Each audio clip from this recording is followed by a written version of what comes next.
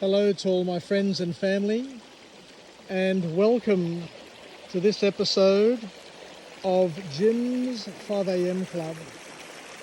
What I'd love to do today is go through another book, and the book that I've selected for today is entitled Let That Shit Go, by an author named Bruna Nessif, a book that was published on the 3rd of August 2018. So this book has a number of key lessons for those who have ears to hear.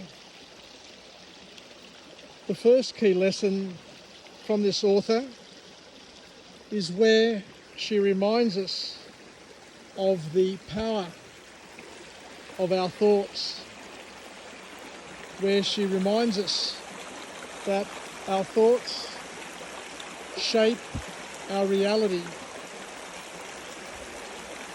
By becoming aware of the things that you think about and the interpretations that you create and you put away into your mind and memory bank,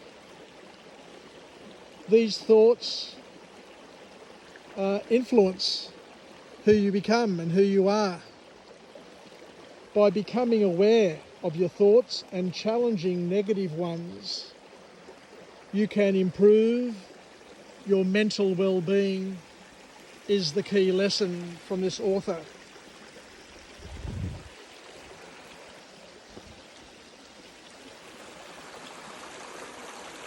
The next key message to come from the author is the absolute power of forgiving,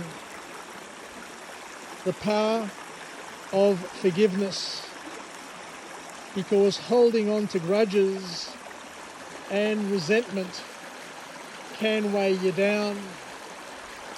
Holding on to these things end up becoming the key and the bars to the prison in which you are locked up in.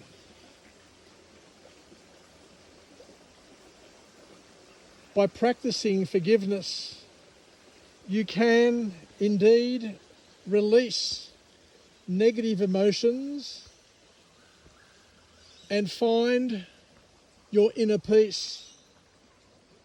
So it's critical to forgive others. It's critical to forgive yourself. It's critical to forgive whatever's gone on between your parents, your grandparents, your uncles, your aunts, your brothers, your sisters, your school friends, your workmates, everyone who has ever crossed your path, and not to hold on to it. Because by holding on to it, especially holding on to things that are negative, means that you're going to be trapped in your past and you won't be able to enjoy the present moment.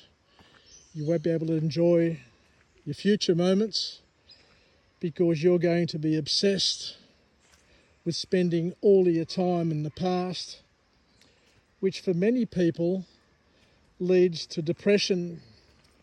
Because you can't change the past, you can't change your past. All you can do is move away from it, move on from it, and to forgive and try and forget whatever's happened, and to understand that whatever's happened has happened for your benefit. So the third key point that comes from this book is the benefit of letting go.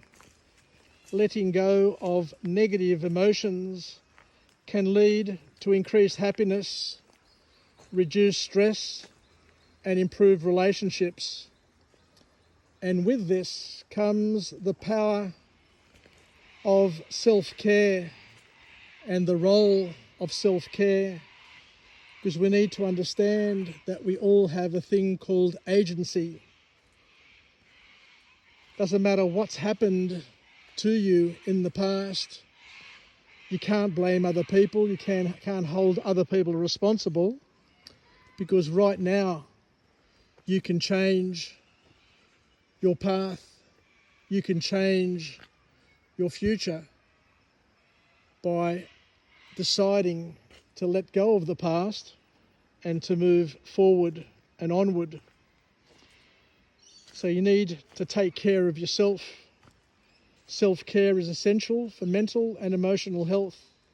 By taking care of yourself, you can better equip yourself to handle challenges and let go of any of the negativity that is holding you back.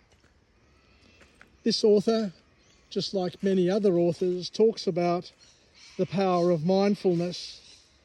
And mindfulness is the practice of being present in this moment. By cultivating and curating mindfulness, you can become more aware of your thoughts and emotions and learn to let go of any of those thoughts or emotions that are not productive, that are negative, that are damaging you and holding you back. And you need to understand the importance of boundaries, because setting healthy boundaries can help you protect your energy and avoid negative situations. We're not talking about hiding from negative situations all the time, but setting boundaries will ensure that people don't cross the mark that you have set. And the last point that comes from this book is where the author talks about the journey of self-discovery. Letting go of negativity can be a journey of self-discovery. By understanding your triggers and patterns, you can better manage your emotions and create a more peaceful life. So, once again, another wonderful book with some interesting lessons on how to try and free yourself up from the things that are holding you back. I was reminded the other day when I was speaking to somebody who talked about his parent, his late parent who'd passed away.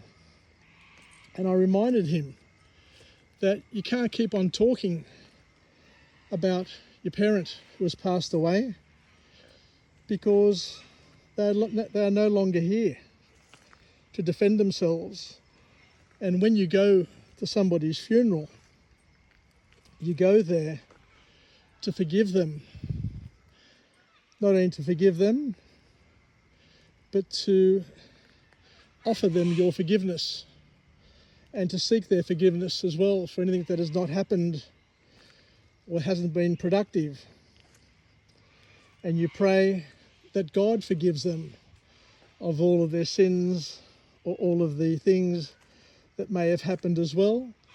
And once you decide that, and when you go to a funeral, then you cease any negativity about that person.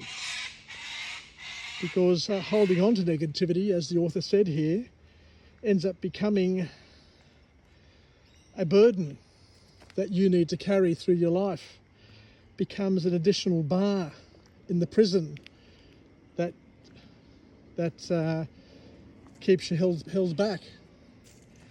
So once again, there's an opportunity to learn, there's an opportunity to grow, and by taking some of these lessons, or at least thinking about them in your own particular context and your own particular circumstance, can help you make some decisions that are going to enable you to lead a better and a more productive life.